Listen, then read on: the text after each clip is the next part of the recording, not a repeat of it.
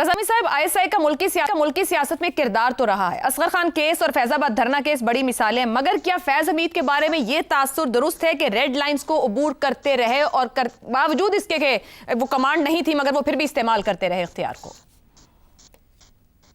دیکھیے، یہی ایک اس پورے واقعے میں مسئلہ ہے کہ سب سے پہلے تو یہ کہنا چاہیے کہ بہت اچھی ایک ڈیولپمنٹ ہے کہ خود ہی ادارے کے اندر یہ احتساب ہو رہا ہے. دیکھیے، ماضی میں ذکر ہوا کہ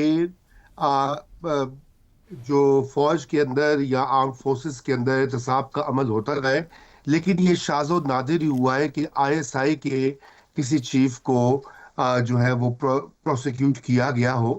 اس طرح کی مثالیں کم ملتی ہیں. جو سپریم کورٹ کے کیس کا حوالہ دیا وہ ایک بہت بڑا کیس تھا، فیمس اصغر خان کیس تھا. اس میں شہادتیں بھی پیش ہوئیں، اس کی کارروائی بھی ہوئی، لیکن نتیجہ کچھ نہیں نکلا.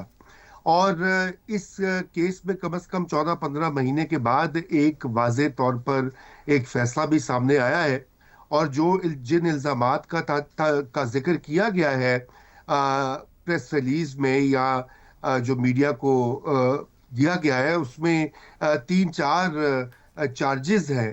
ایک تو سیاست میں حصہ لینے کا، دوسرا آفیشل سیکرٹ ایکٹ جو ہے اس کی وائلیشن کا، اور تیسرا مس یوز اپنی اتھارٹی اور وسائل کا.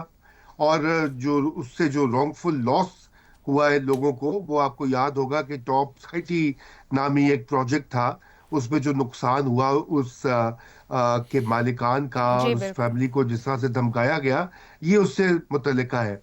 اور یہ بھی اس میں معنی خیز بات ہے کہ پولیٹیکل ایجیٹیشن اور جو انسٹیبلٹی یا انتشار پھیلانے کا سیاسی عناصر کے ساتھ کچھ اور معاملات میں وہ اس کو سیپریٹلی ڈیل کیا جا رہا ہے. تو یہ بہت اہم چیز ہے کہ یہ جو اس میں چارجز ہیں، اس میں یہ جو ان کی غالباً اپنے عہدے سے ہٹ جانے کے بعد میں بھی جو مبینہ طور پہ سیاسی سرگرمیاں رہی ہیں، وہ سیپریٹلی ڈیل کی جا رہی ہیں. اور یہ بھی بہت اہم ایک نقطہ ہے اس پورے معاملے کو سمجھنے کا.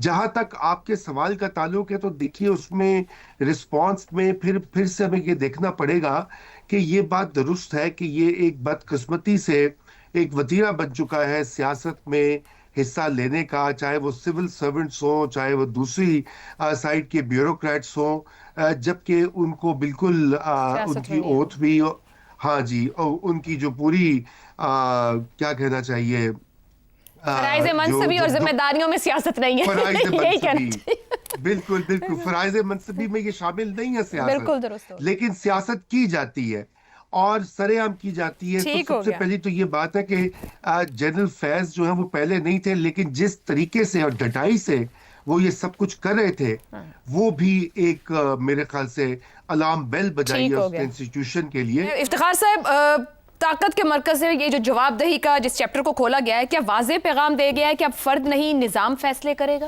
دیکھیں، جہاں تک جواب دہی کا تعلق ہے فوج پاکستان کے حوالے سے، اس کا جواب شہزاد صاحب نے بڑا آپ کو واضح کھل کے دیا ہے. کیونکہ پہلا تو یہ نا آفیشل سیکرٹ ایکٹ کے خلاف ورزی بھی انہوں نے کی، ان کو سزا مل گئی. سیاسی سرگرمی میں ملوث ہونا ایک جرم ہے، غلط ہے، اور پہلی دفعہ ان کو سزا ہوئی. جب ڈیٹیل ججمنٹ ہمارے سامنے آئے گی تو دیکھا جائے گا کہ کس نقطے پر کتنی سزا کا تعین کیا گیا ہے. پھر اگلا سوال جو ہے وہ ہے کہ ریاست کے خلاف جو ان کے رویے ہیں وہ بڑے امپورٹنٹ چیز ہے.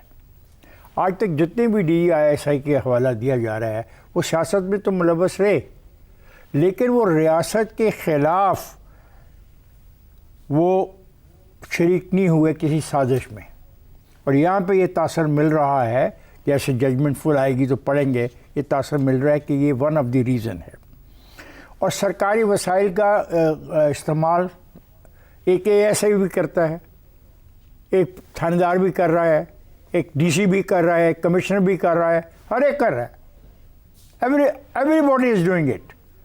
اور یہی افسوسناک رویہ ہے کہ اگر میرے پاس طاقت ہے، اگر میں DISI ہوں اور میرے نیچے کو 10-15-20 ہزار لوگ کام کرتے ہیں، سروس کرتے ہیں، ان میں سے کچھ لوگوں کو میں اپنے ذاتی مقاصد کے لیے استعمال کرتا ہوں. وہ جو کیس ہے وہ قبضے کا, تو یہ ہے وہ خطرناک رجحان. سر یہی سوال ہے, طاقتور عہدے کا احتساب کیا ٹرکل ڈاؤن ہوگا اس پورے نظام کا؟ ہونا چاہیے. دیکھیں ہونا تو چاہیے.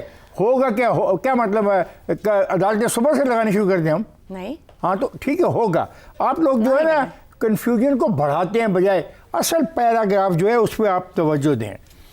مجرم کے سیاسی عناصر کے ساتھ ہم اگلے سیگمنٹ میں اسی پہ بات کریں. جی اگلے میں کریں گے, بالکل اسی میں بات. تو پھر میں نہ بات کروں اس پہ؟ نہیں, ہم آ رہے ہیں اسی کے اوپر. نہیں پھر میں رہنے دیتا ہوں, پھر میں ایسے اپنا وقت کیوں ضائع کرتا ہوں؟ میں یہی شروع کرنے لگی ہوں. نہیں میں مجھے ایک بات اس پہ اور کہنے دیں. دیکھیں جی بات یہ ہے, ایک D G I S I کے, 2 D G I S I کا میں نے جواب دے کیا, اور ان کا یہ کہنا تھا مجھے کہ تم کون ہو ہم سے یہ سوال کرنے والے, جو سوال تم ہم سے پوچھ رہے ہو, اور اس میں ایئر مارشل اظہر خان کا کیس بھی تھا.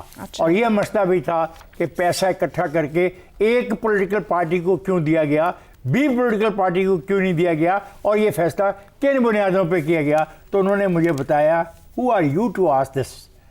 اب ان کو شاید یہ جواب مل گیا, who are we to ask them کہ they should not exercise the power which is not given to them under the constitution or even under their oath. ٹھیک ہو گیا جی. تو افتخار صاحب پریس ریلیز کے جس حصے کی بات ہوئی, لائنز ہیں اس پریس ریلیز کی, اسی کی طرف بڑھیں گے کہ آئی ایس پی آر نے اس میں یہ بھی کہا ہے کہ ملزم یعنی فیض حمید کی سیاسی عناصر کے ساتھ ملی بھگت, سیاسی افراتفری اور عدم استحکام کے معاملات الگ سے دیکھے جا رہے ہیں. آئی ایس پی آر کی جانب سے بتایا گیا تھا کہ فیض حمید 9 مئی سے جڑے واقعات میں بھی شامل تفتیش ہیں. ان متعدد پرتشدد واقعات میں مذموم سیاسی عناصر کی ایما اور ملی بھگت بھی شامل تفتیش ہے. فیض حمید پر 2017 میں ڈی جی سی بننے کے ساتھ ہی سیاسی مداخلت کے الزامات لگنا شروع ہو گئے تھے. نواز شریف کی نااہلی کا معاملہ ہو یا پھر 2018 کے انتخابات میں دھاندلی کا, فیض حمید پر کھل کر الزامات لگنا شروع ہوئے. جبکہ عمران خان دور میں تو ملک بھر میں یہ تاثر عام تھا کہ حکومت بھلے ہی عمران خان کی ہے مگر اقتدار فیض حمید کا ہے. خاص طور پر 2019 میں D G I S I بننے کے بعد مارچ 2021 میں عمران خان کو قومی اسمبلی سے اعتماد کا ووٹ دلوانے کے لیے فیض حمید نے ہی نمبر پورے کروائے. بجٹ منظور کروانا ہو یا متنازع بلز, عمران خان کھل کر فیض حمید کی ہی مدد لیتے رہے. عمران دور میں ملک بھر میں تاثر عام تھا کہ اہم بڑے ملکی فیصلے روحانیت کی روشنی میں کیے جاتے ہیں, مگر واقفان حال بتاتے ہیں کہ یہ روحانی فیض بھی فیض حمید ہی اس وقت کی خاتون اول کو مہیا کرتے تھے. عمران خان اور اس وقت کی عسکری قیادت یعنی جنرل باجوہ کے اختلافات ہی اس وقت شروع ہوئے جب اکتوبر 2021 میں عمران خان کی مرضی کے خلاف فیض حمید کو D G I S I کے عہدے سے ہٹا کر کور کمانڈر پشاور مقرر کر دیا گیا. نومبر 2022 میں فیض حمید نے قبل از وقت ریٹائرمنٹ لی تو تاثر یہ تھا کہ اب وہ ریٹائر فوجی جنرل کی تقلید کی کرتے ہوئے واقعی ریٹائرمنٹ کی زندگی بسر کریں گے. مگر انہوں نے انتہائی حساس ملکی اور ریاستی معاملات پر عمران خان کی رہنمائی جاری رکھی. عمران خان کے لانگ مارچز ہوں, اہم عہدیداروں پر تنقید یا پھر ثانیہ 9 مئی فیض حمید کا نام ہی ماسٹر مائنڈ کے طور پر لیا جاتا رہا. اس سارے پس منظر کو دیکھتے ہوئے اہم سوال پیدا ہوتے ہیں.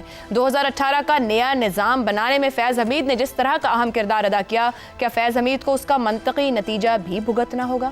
اور ایسی صورت میں اس نظام کے سب سے بڑے سیاسی شو مین عمران خان کا مستقبل کیا ہوگا؟ اداروں کو نقصان پہنچانے بلکہ ملکی سلامتی کو خطرے میں ڈالنے کی سازش میں فیض حمید خان کو کس طرح کے انجام کا سامنا کرنا پڑ سکتا ہے؟